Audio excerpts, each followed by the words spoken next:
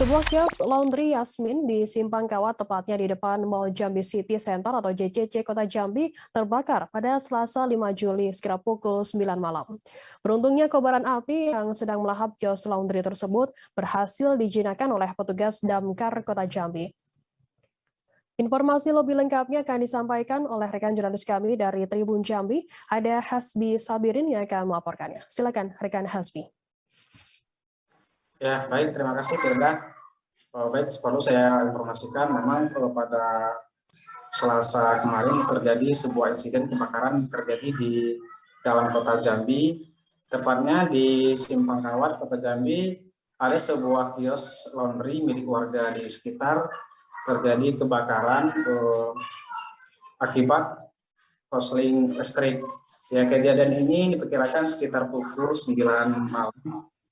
Ya, beruntung pada kejadian itu tidak ada korban jiwa, namun kejadian itu hanya merugikan material bagi korban.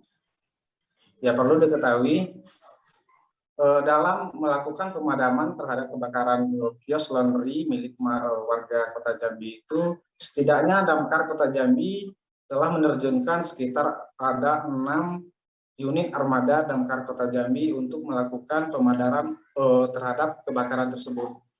Ya, kebakaran yang terjadi itu tidak sempat menjadi kobaran api yang cukup besar, hanya saja menimbulkan gempuran asap yang cukup tebal. Ya, kejadian itu juga cepat diketahui oleh masyarakat sekitar, namun juga lokasi ini tidak jauh dari pusat Damkar Kota Jambi, ya kemudian berhasil dijinakkan oleh petugas Damkar. Ya, di kejadian itu juga sempat menjadi tontonan masyarakat sekitar yang berlalu lalang melintasi di kawasan Jalan Simpang Kawat, Kota Jambi. Ya, beruntung pada kejadian ini tidak ada korban jiwa, hanya saja pemilik kios laundry itu mengalami kerugian sekitar puluhan juta rupiah. Ya, begitu, Firda. Ya, baik, terima kasih rekan Hasbi dari Tribun Jambi atas laporan Anda. Selamat bertugas kembali.